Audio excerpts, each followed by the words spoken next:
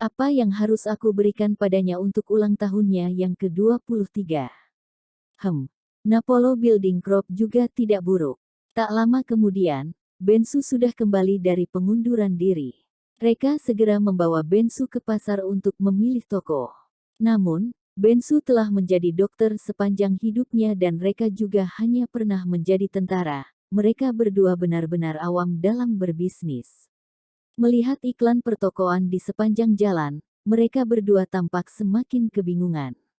Pada akhirnya, mereka menghubungi Petrus untuk berkonsultasi dengannya. Spesialis. Dikatakan bahwa harga awal untuk berkonsultasi dengan Petrus senilai puluhan miliar.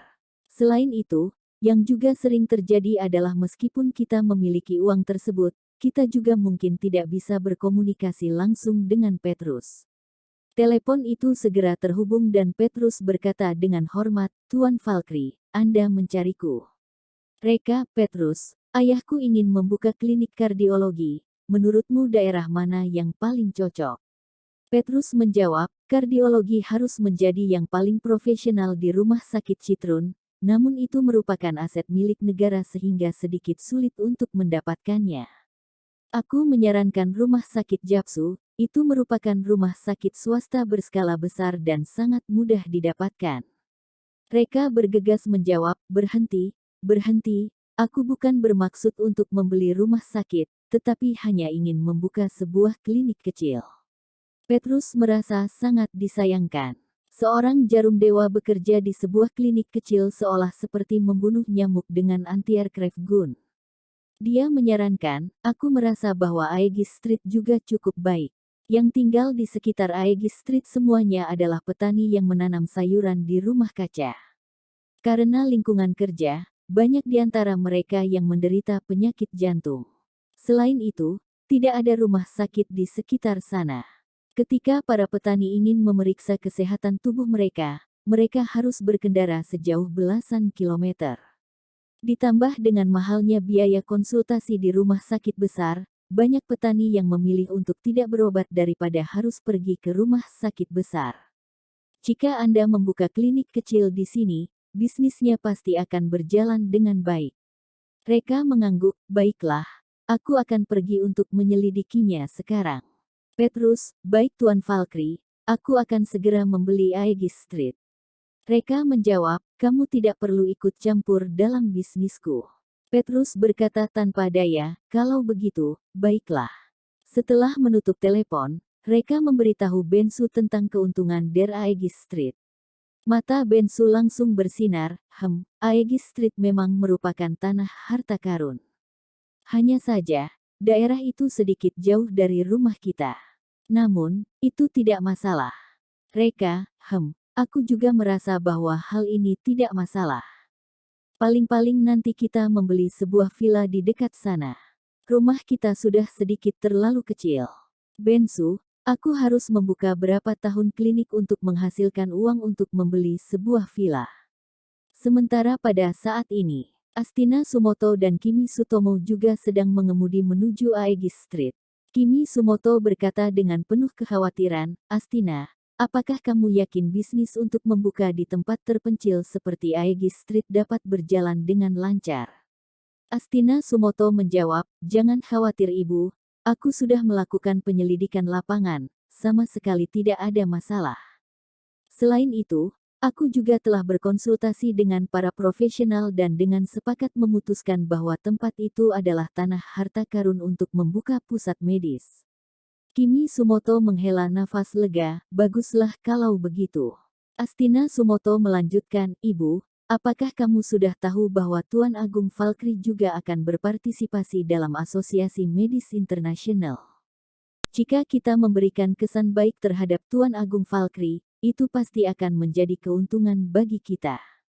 Kimi Sumoto tertawa, "Orang seperti Tuan Agung Valkyrie sangat sulit untuk dijangkau, kamu lebih baik jangan terlalu memikirkannya. Tugas terpenting kita saat ini adalah mendekatkan diri dengan dokter yang dikenalkan Katie untukmu. Kesembuhan ayahmu bergantung pada dokter itu." Astina Sumoto mengangguk, "Iya, aku tahu. Aegis Street sangat terpencil, jadi ada banyak ruko yang disewakan. Reka dan Bensu langsung jatuh cinta pada satu ruko. Setelah membayar biaya sewa selama 1 tahun, ruko tersebut pun resmi dapat digunakan oleh Bensu. Masalah yang paling sulit telah diselesaikan. Selanjutnya, mereka harus melakukan prosedurnya dan menghubungi supplier obat. Demi mempercepat mulainya bisnis itu, kedua prajurit itu membagi tugas. Reka bertanggung jawab atas prosedurnya, sementara Bensu menghubungi tim konstruksi untuk renovasi dan supplier obat-obatan. Dan kebetulan begitu mereka pergi, Astina Sumoto dan Kimi Sutomo datang. Kimi Sumoto memiliki mata yang tajam dan dalam sekilas saja dia dapat mengenali Reka.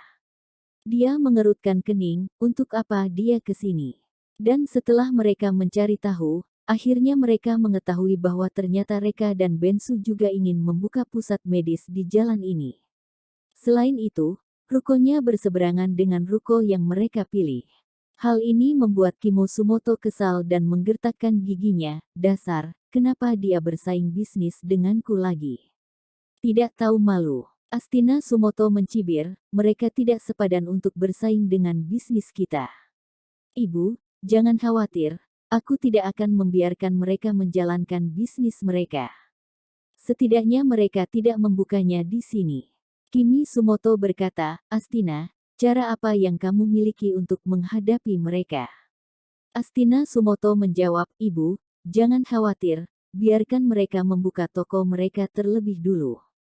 Di hari di mana mereka membuka toko itu, kita akan membiarkan mereka menutupnya. Dengan begitu, mereka tidak hanya tidak dapat membuka toko, tetapi juga akan kehilangan banyak uang. Kimi Sumoto mengangguk, baiklah, lakukan sesuai rencanamu. Kita seharusnya memberi pelajaran kepada Reka dan keluarga Mas Hita sejak awal. Aku sangat marah ketika aku memikirkan masalah pernikahan, Reka meninggalkanmu demi wanita itu. Ketika Reka menelepon, Petrus dengan patuh mengirim prosedur pembukaan toko ke depan pintu. Izin usaha, izin proteksi kebakaran, izin sanitasi. Adapun Bensu, dia telah bekerja di pengobatan Tiongkok sepanjang hidupnya. Dia sangat akrab dengan pemasok obat, dan telah menegosiasikan berbagai kontrak pasokan obat. Desain dan dekorasi diserahkan kepada Zeus. Bagaimanapun, dia adalah mahasiswa doktoral, jadi mudah untuk merancang rencana dekorasi. Begitu rencana desain keluar, Tokia segera mencari kontraktor untuk melakukan konstruksi. Pembukaan klinik berjalan dengan lancar. Hanya dalam 3 hari, sebuah toko obat tradisional bernama Klinik Kaito baru saja dibuka. Berdiri di depan klinik, suasana hati Bensu tidak bisa hilang untuk waktu yang lama. Sudah menjadi impiannya untuk memiliki klinik sendiri. Hari ini mimpinya akhirnya menjadi kenyataan. Dia melihat plakat itu dengan penuh semangat, tatapan matanya tidak ingin berpindah. Hari ini hari pertama toko dibuka, dan upacara pembukaan akan diadakan. Avril dan Zeus sudah datang. Tokia juga meluangkan waktu dari jadwalnya yang sibuk untuk menghadiri upacara pembukaan. Bensu bertanya, Tokia, kamu sudah menghubungi semua mitramu kan? Tokia mengangguk, ayah, jangan khawatir, mereka akan datang. Bensu bertanya pada Avril lagi, apakah kamu sudah menyapa ayah dan kakak laki-lakimu? Avril berkata dengan tidak sabar, kamu telah menanyakannya 3 kali, sangat menyebalkan. Mereka berjanji akan datang. Itu bagus, itu bagus. Bensu menghela nafas lega, aku juga sudah memanggil beberapa rekan, jadi seharusnya mereka akan menepati janji. Bensu sangat gugup sekarang. Siapa yang tidak ingin upacara pembukaannya dilaksanakan dengan megah? Dia harus memastikan lagi dan lagi bahwa tidak akan ada masalah pada upacara pembukaan.